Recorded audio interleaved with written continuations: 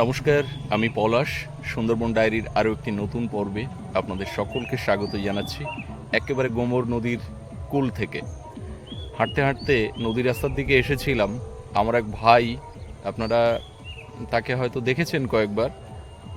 ও বেশ কিছুদিন পরে সোনারপুর থেকে এসেছে, তো ওর সঙ্গে দেখা করতেই নদীর ধারে চলে এলাম।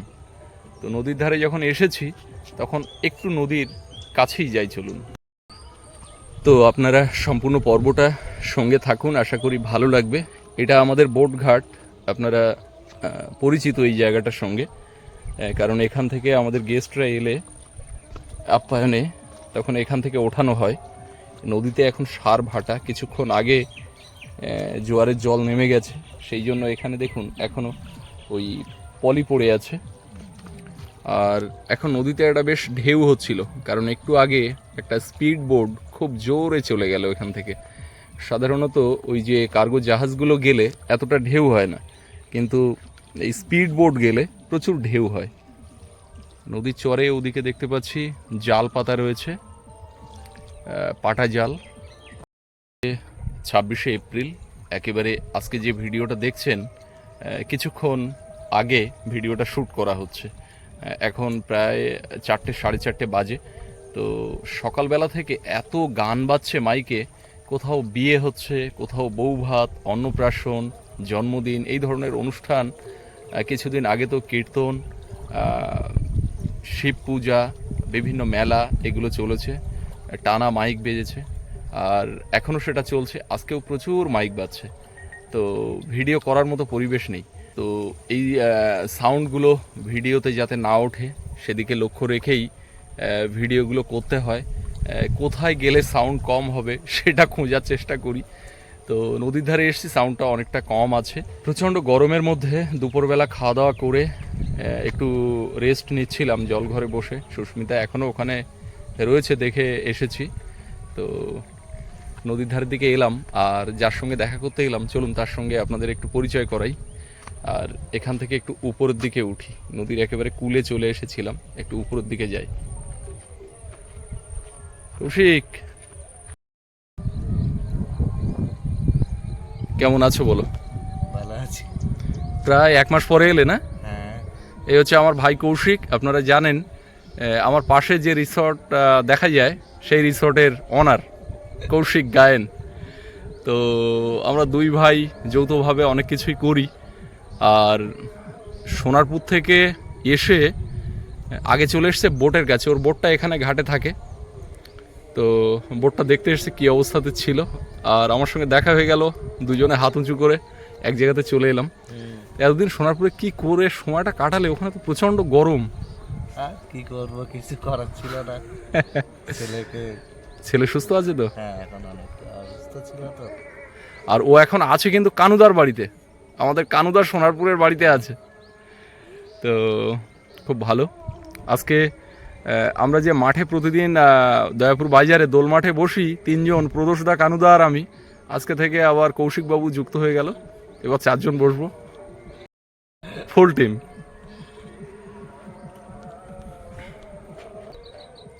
আমাদের এই সামনে যে জঙ্গলটা দেখছেন, কিছুদিন আগে, বছর 2 আগে গাছগুলো লাগানো হয়েছিল, পরপর বেশ ঘন জঙ্গল হয়ে গেছে। আর বিকালবেলা করে প্রচুর পাখি কিন্তু এখানে আসছে, বিশেষ করে সন্ধ্যাবেলা প্রচুর পাখির ডাক শোনা যায়।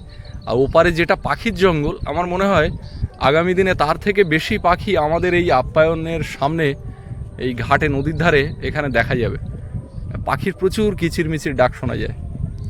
কৌশিক গামছা পরেছিল, কোমরে বাঁধা, বলছে গামছাটা কোথায় রাখি ক্যামেরার সামনে।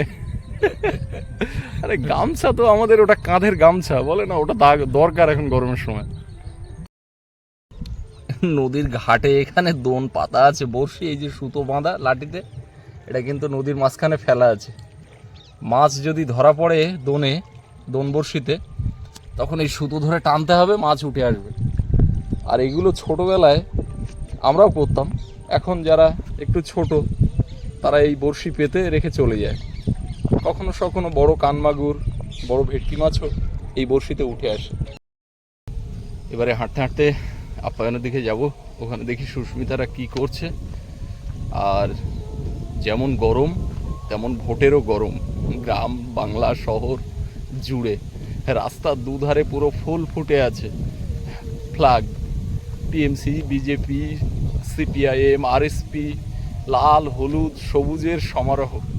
তো সেগুলো ক্যামেরাতে একটা অসুবিধা হয়ে দাঁড়ায়।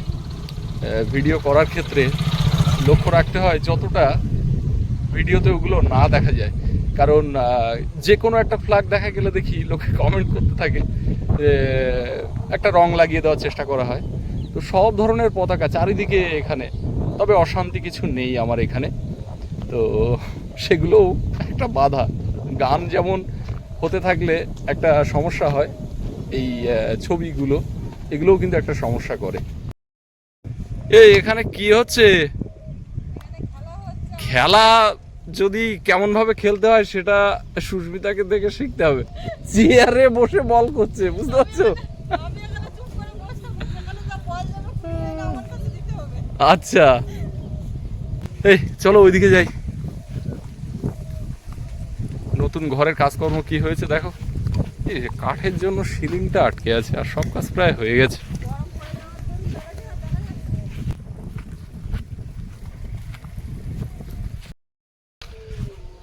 গত পরশুদিন এই স্লাইডিং পাল্লাগুলো লাগিয়ে দিয়ে গেছে, এই গ্লাসগুলো জানালার। সিলিংয়ের জন্য কাজটা কমপ্লিট করা যাচ্ছে না, বুঝলে? এই এক কোট করে মারা হয়েছে। হ্যাঁ, ভালো হয়েছে। আসো ভিতরে, দাঁড়াও এটা খুলি।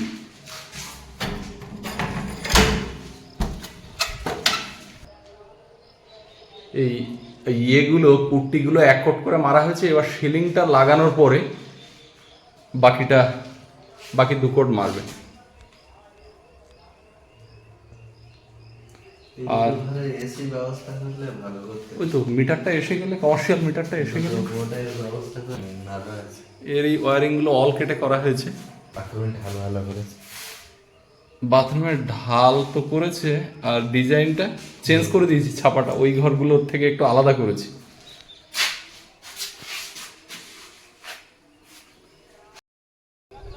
আপনার ডায়েরির ভিডিওতে আপনার কোনো রকম উপস্থিতি দেখা যাচ্ছে না। আমি একাই তো ভিডিও শেষ করে ফেললাম। সকলকে অনেক অনেক ধন্যবাদ।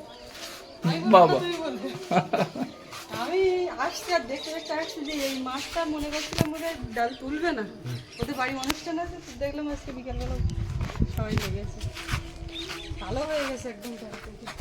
ওদের সব ঠিক আছে এই ঘরে? এই জল ঘরের দিকে চলো।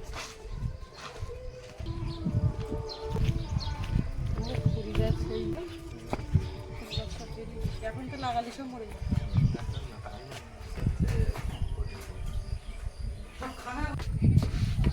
সকাল থেকে সারাদিন এই ঘরে বসে বসেই কাটে। ঘরের ঘরে একটা শান্তি আলাদা। প্রদোষটাও ঘরের ঘরে থাকে সারাদিন, মাটির ঘর যেটা আছে। ওদের জল খাও, আর এই যে পানীয় জলের ব্যবস্থা, জল খাও দাদা। তোমার ঘরগুলো আমি এখান থেকে পাহারা দিই। ছেলেটা থাকে না এখানে, দেখ পুরো একদম শাড়ি দিয়ে সব ডাল তোলা হচ্ছে। ও পাশে যেমন ডালতলা চলছে, এ পাশেও তেমন একদম সারিবদ্ধভাবে মাঠ ময় সব ডাল পেকে গেছে, আর এরকম সবাই মিলে তুলেও নিচ্ছে। যত তুলবে আবার করে নতুন ফুল থেকে ফল হচ্ছে, সেগুলোও পাকবে। আমাদের এখানে এই আপ্যায়নে প্রথম কলার কাঁদি পড়েছে। এইটা মোচাটা পেড়ে খাওয়া হয়েছে, আর কাঁদিতে আছে 4-5 ছড়া কলা। এই যে কলা বাগান ওই বাড়ির মতো হয়ে যাবে 1-8 বছরের মধ্যে, চারিদিকে যা হয়েছে।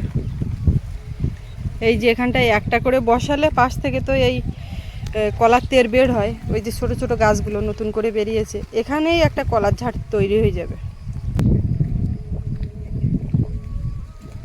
দারুণ হাওয়া বিকালবেলা, সারাদিনটাই আজকের একই রকমভাবে হাওয়া হয়েছে। কি খবর বাবু, বুঝে যাচ্ছ? আর খেলবে না?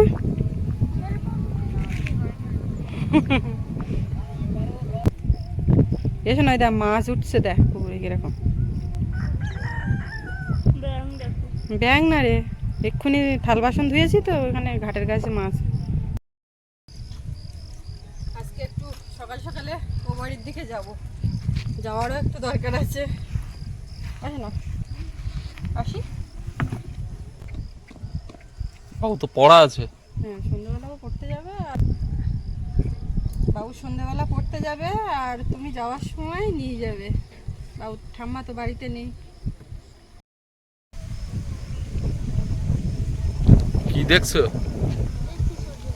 সূর্যাস্ত দেখছো? বড় হাঁড়ি ধরে বের করেছে, আর হাঁড়ির মুখে ঝুড়িতে বেগুনের সাথে একসাথে বেগুন। এখন কিছুটা বেগুন ওই বাড়ির দিকে নিয়ে যাব। এখন যদি গাছে তুলতে যাওয়া হয় তো এক ঝুড়ি বেগুন উঠবে, তো আজকে আর তুলবো না, কালকের দিকে দেখবো। আর এখন এই তোলা বেগুনগুলো নিয়ে যাব, ও বাড়িতে বেগুন নেই। যাই হোক, একটু পাতে পোড়া ভাজা। আর এই হাঁড়ি বের করার কারণ হচ্ছে হাঁড়ির মধ্যে মাছ আছে, এখন সেটা দেখবো কি অবস্থা। ধরা মাছ খাওয়া হচ্ছে না। বাবা, বেগুন এখনো এই ঝুড়ির তলায়। ধরা মাছ খাওয়া হচ্ছে না, জলে যাওয়ানো ছিল, এবারে সেই মাছগুলো এই পুকুরে ছাড়বো। সেই খাওয়া হচ্ছে না যখন, বেকার আর হাঁড়িতে বন্দি করে রেখে তো লাভ নেই, পরে ধরে খাওয়া যাবে। এখন দেখি এই গরমের মধ্যে কটা আছে আর কটা গেছে। এই তো জল তো নড়ছে, দেখতে পাচ্ছি।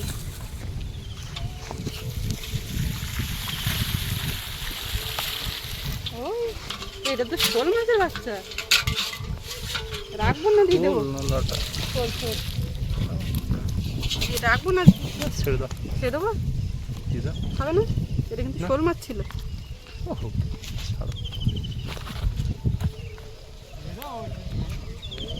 বড় শোল মাছ, ছোট ছোট শোল মাছের কোনো গুরুত্ব নেই।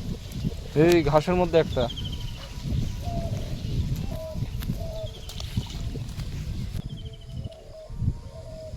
রোদটা কমলো আস্তে আস্তে, এবারে মনে হচ্ছে যেন প্রকৃতিটা ঠান্ডা হলো।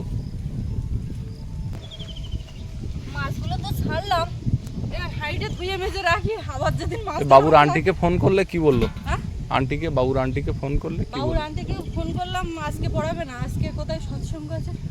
ও, তাহলে নিয়ে চলো বাড়ি। তাই জন্য ও বাড়ি যাবে, একেবারে নিয়ে যাই। সারাদিন যা গরম আর যা ঘেমেছি, এখন বাড়ি গিয়ে গা ধোবো। রাত্রে প্রত্যেক দিন, লাস্ট 2 সপ্তাহ ধরে প্রত্যেক দিন রাত্রি 11টার পরে গা ধুয়ে আধা ঘন্টা পুকুরে থেকে তারপরে গিয়ে ঘুমোতে যাই, তবেই শান্তিতে ঘুমোতে পারি। আর এই গরমের সময় নদীর রাস্তায় দেখুন, নোনা ধুলো কিন্তু ভর্তি। হাওয়া হলেই এগুলো, এই নোনা ধুলোগুলো উড়ে নদীর দিকে চলে যায়। হ্যাঁ, তুমি দূরবীন দিয়ে দেখো। ওটার নাম কি জানো? বায়নোকুলার, ঠিক। ওদিকে দেখুন সূর্যটাও ডুবে গেল, আর আমাদের এখানেও কাজ ফুরালো। এরকম সময় ফুরায় না, তো আজকে এই সময়টা।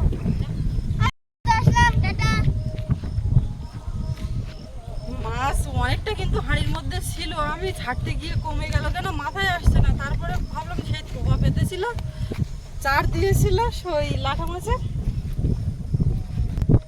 অনেকটা মাছ পুকুরে একের পর এক ছাড়া হচ্ছে, এইখান থেকে পরে খাওয়া হবে আর কি। এবারে যাই, চলো। আর ওটা রেখে যায় না, আবার তো এসে এখানে লাগবে। একটা করে জিনিস এখান থেকে ওখানে নিয়ে যাবে, ওখান থেকে এখানে নিয়ে যাবে, কি করবে? ও যেমন যাওয়া আসা করছে, সঙ্গে খেলনাগুলো। আর যদি নিতে ভুলে যায়, তোমাকে বলেছিলাম না ওইটা একটু নিয়ে আসতে।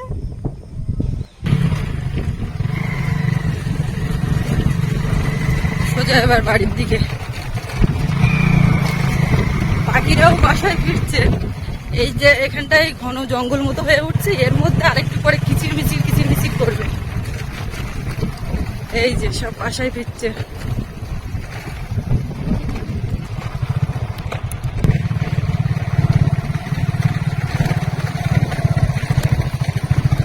এই যে ড্রাম ভাসতে ওখানটায় জাল দেয়।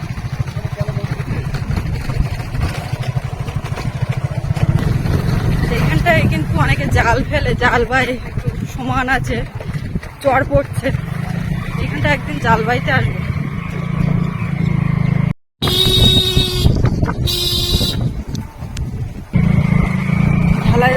পরে এই মাঝখানের এইটুকু রাস্তা তো ইটের রাস্তা, আপনারা জানেন, সেই রাস্তা ধরে এখন গেলেই আমরা পৌঁছে যাব। গিয়ে একটু জল টল আনার ব্যাপার আছে।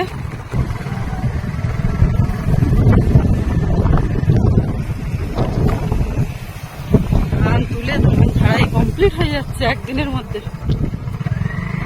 আর এই ধান চাষের জন্য পুকুরের জলও কমে গেছে। কি হচ্ছে?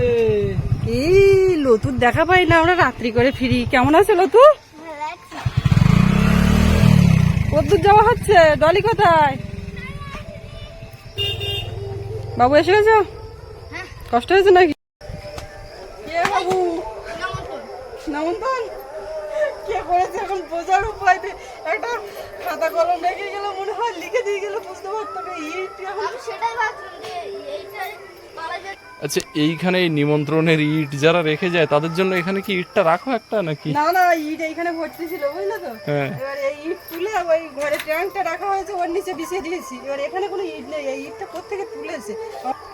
আমগুলো প্রত্যেকদিন আমাদের সৌরভ গুনে, আর এসে আবার গুনে মেলায় যে সবকটা আছে তো না পড়েছে। হ্যাঁ, ওই একটা ছোট গুটি দেখতে পাচ্ছি। এই গাছটা আর কিছু থাকলো। এটা তো এই প্লাস্টিকের নিচে চাপা পড়েছে, এটা আজকের পড়া না, নরম হয়ে গেছে। ফুলের থেকে একটা দা যদি পড়ে তাহলে খাওয়া যাবে, কিন্তু ছিঁড়তে পারছে না। ছিঁড়বো না, এখন দেখি নতুন হয়েছে কিরকম হয়। পুকুরের জল যেন দিনে দিনে কমছে। দেখুন এই যে ভিজে দাগগুলো, কদিন আগে এই ভিজে দাগগুলোর উপরে জল ছিল, আর জলগুলো দিনে দিনে কমে যাচ্ছে।